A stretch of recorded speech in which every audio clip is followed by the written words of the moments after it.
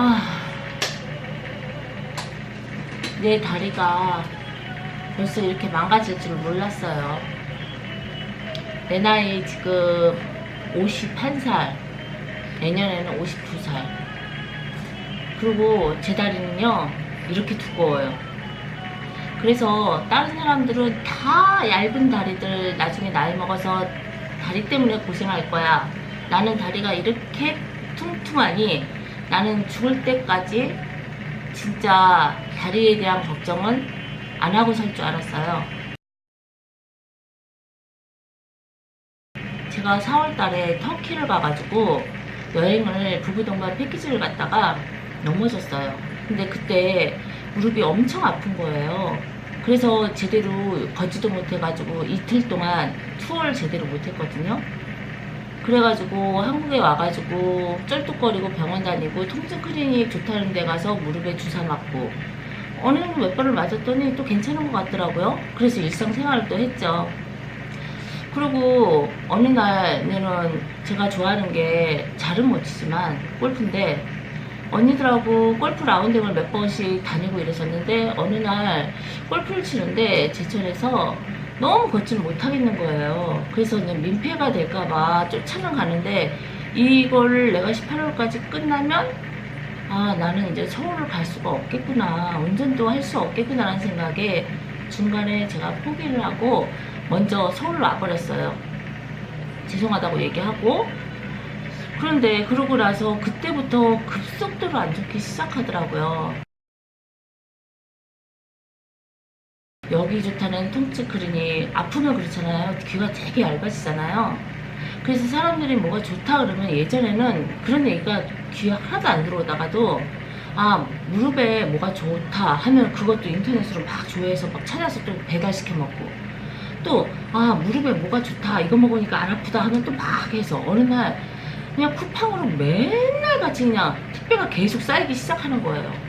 그리고 이 병원 좋다 그러니까 거기 가서 또 계속 맞아보고 또 물리치료 같은 거 옛날에는요 물리치료 받으라 그러면 이까짓 게 뭐 효과가 있어? 그러고 저 안 맞았었는데 너무 아프니까 물리치료도 정성껏 주사 맞고 하고 그러고 다녔었는데도 시간이 지나고 3달이 지났는데도 마찬가지인 거예요. 근데 저희 친정엄마가 병원 몇 번 해봐서 아니면 큰 병원을 가야 된다. 그러지 말고 큰 병원을 가라고 계속 그러더라고요. 근데 다른 사람들은 통증 클리닉 가서 좀 맞고 그랬다 그러면 몇 년 동안 괜찮아 막 이런 얘기들 하잖아요.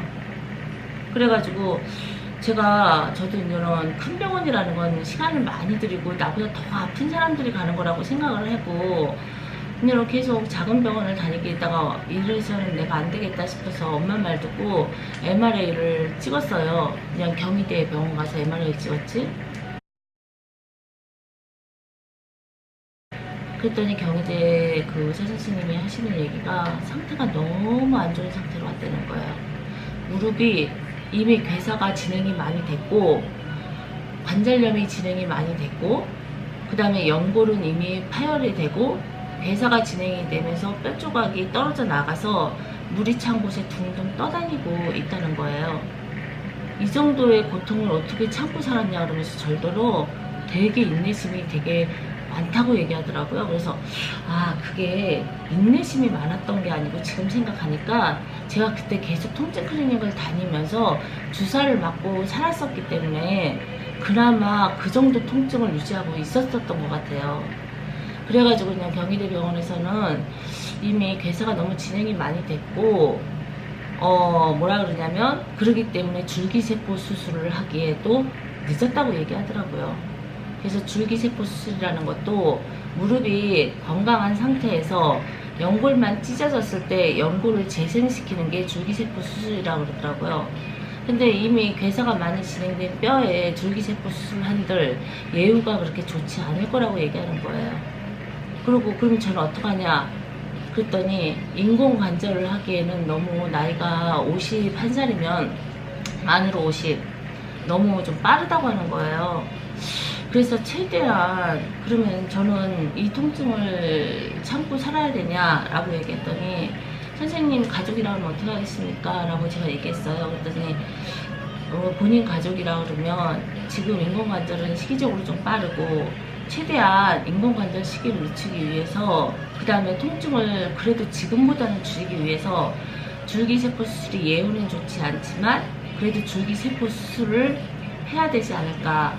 그러면 인공관절 시기를 조금 통증을 참고 살 수 있으니까 인공관절 시기를 조금 늦출 수 있지 않겠나, 이런 얘기를 하시더라고요. 젊은 선생님이니까 좀 더 많은 경험을 갖고 계신 선생님이면 좀 다른 얘기를 하지 않을까 싶어가지고 또 다시 네 알겠습니다 하고 나와가지고 또 다시 이제 수소문을 하고 어떻게 해가지고 이제 아산병원을 또 가게 됐어요. 여러분도 아시지만 송파에 있는 아산병원은 그래도 우리나라에서 크다는 병원이잖아요.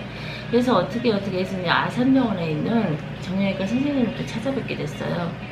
근데 거기서는 줄기세포가 없다 그러더라고요. 아산병원은 줄기세포가 없대요. 카제스틴인가? 하여튼간 그런데 이제는 줄기세포 수술을 안 하고, 그 다음에 이 상태에서 무릎은 너무도 상태가 안 좋다, 똑같은 얘기 하시더라고요. 괴사가 이미 많이 진행이 됐고 무릎 관절염도 많이 지금 상태가 안 좋은 거고, 연골은 이미 찢어졌어. 그 다음에 뼈 조각은 물에 차서 떠돌아다니고 있으면서 내가 여기저기 혈지름 때문에 많은 통증이 있을 거라, 이런 얘기를 해서 지금 나이가 조금 65세만 넘어서도 인공관절을 하라고 바로 얘기를 하겠는데 참 난감하네요 라고 하더니 진통제하고 소염제만 처방해 주시더라고요. 나와서 펑펑 울었어요. 내가 왜 이래야 되지?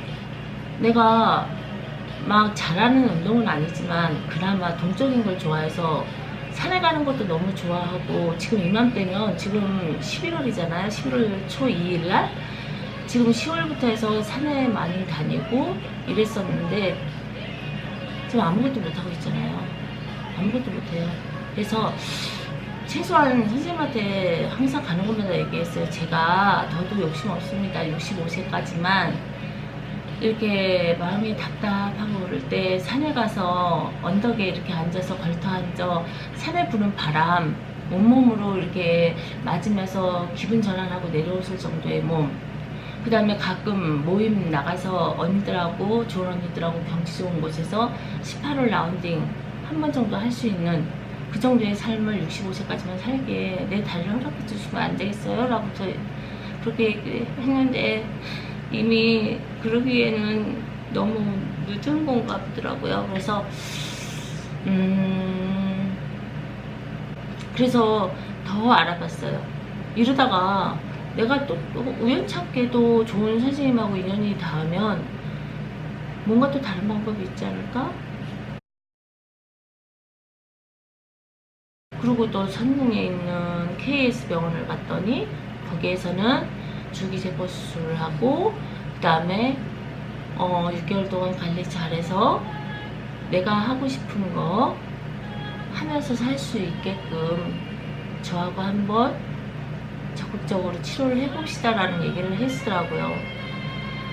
그러니까 대학병원에서는 수술은 줄기세포 수술을 할 수 있지만 예후는 좋지 않습니다 라고 얘기하면서 뒤로 약간의 빠져나가는 그런 베이스가 보여서 거기다가는 제 몸을 맡겨봐야 뻔할 것 같고, 이 선생님은 어쨌든 관절 척추 전문이라고 하지만 대학병원처럼 아주 크지는 않지만 말씀이라도 그렇게 해주시기가 너무 고맙더라고요.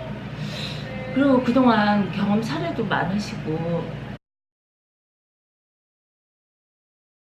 괴사라는 게 그렇더라고요. 저도 괴사라는 게 뭔지 몰랐어요. 그냥 무릎 관절염, 그 다음에 연골 파열, 이것만 가지면 그래도 어느 정도 치료가 병원에서는 그래도 용이하게 그 절차대로 쭉 하면서 호전될 수 있는 가능성이 되게 있나 보더라고요. 근데 거기에다 플러스 무릎 괴사라고 하는 게 하나가 더 붙어버리면 병원에서 엄청 난감해 하는 거예요.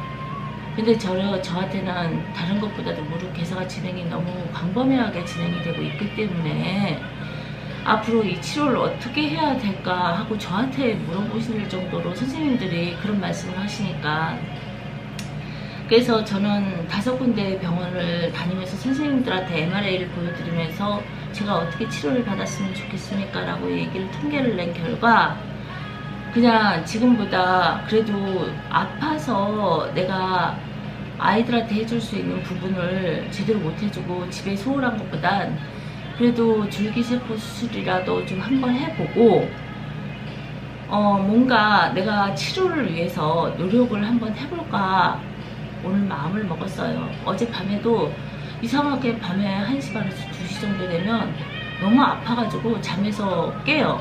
그거 아시죠? 이게 지금 제 부엌이에요. 이게 칼이야, 칼. 이게 칼 요걸로 쓰는 게 아니라 무릎 뒤쪽을 이걸로 내려치는 것 같아요. 무릎 뒤를. 칼 등으로 딱딱딱딱 1시 반에서 2시면 딱딱딱딱 해서 저를 깨워요. 그러면서 예전에는 주사를 맞을 때는 그렇게 이렇게 문지르면 그게 좀 낫었는데 지금은 통증크리닉에 주사도 안 맞으니까 문질러도 되지를 않더라고요. 그러고 나니까 이제 두렵더라고요. 내가 이게 치료가 제대로 안 되면 어떡하지? 마음이 약해지는 거예요. 제가 마음 약해지는 사람 아닌데 엄청 강한 사람인데 너무 기가 세다는 소리도 듣고 살았는데 이제 나이가 들면서 이제 그렇게 살지 말아야지. 좀 말도 세게 하지 말고 고상하게 해야지. 저희 큰딸이 맨날 저 뭐라 그래요. 엄마는 왜 말을 그렇게 하냐. 나이가 들면서 좀 더 고상해지면 안 돼? 이런 얘기 저 많이 들어요. 근데 본인도 그렇게 고상하진 않아요. 그런데 노력은 해야죠. 그렇게 옆에서 얘기해주는 딸이 있다는 게 행복한 거니까. 근데 너무 아프니까 가족들한테 미안하고 제가 또 1년 반 전에 거의 2년 가까이 전에는 신장암 수술을 했거든요. 그래서 지금 관리 기간인데 신장암 수술도 하고 있는 상태에서 이제 어느 정도 애들도 막내도 다 졸업했고 나는 이제는 앞으로 산도 다니고 들도 다니면서 이제는 우아하게 우리 큰딸 닮았다나 고상하게 배낭 예쁜 거 메고 둘레길도 좀 다니고 이래야지 라고 마음 먹었는데 제 다리를 이렇게 하늘에서 허락을 안 하네요.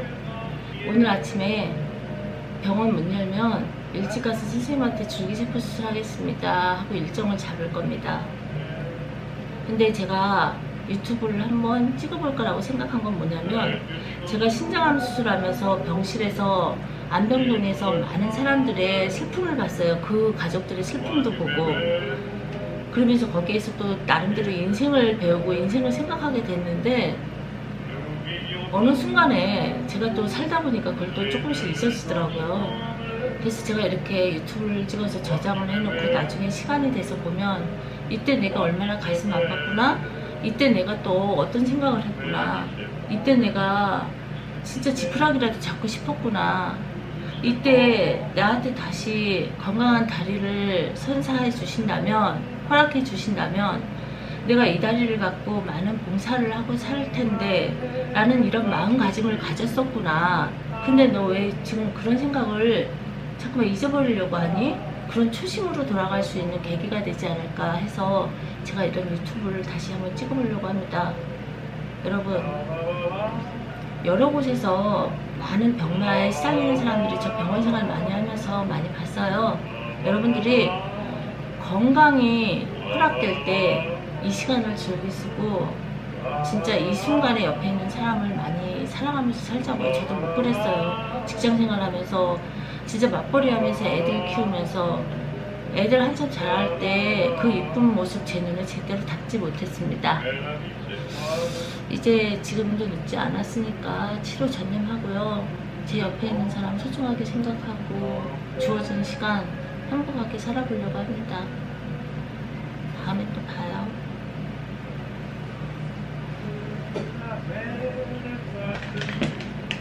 Let's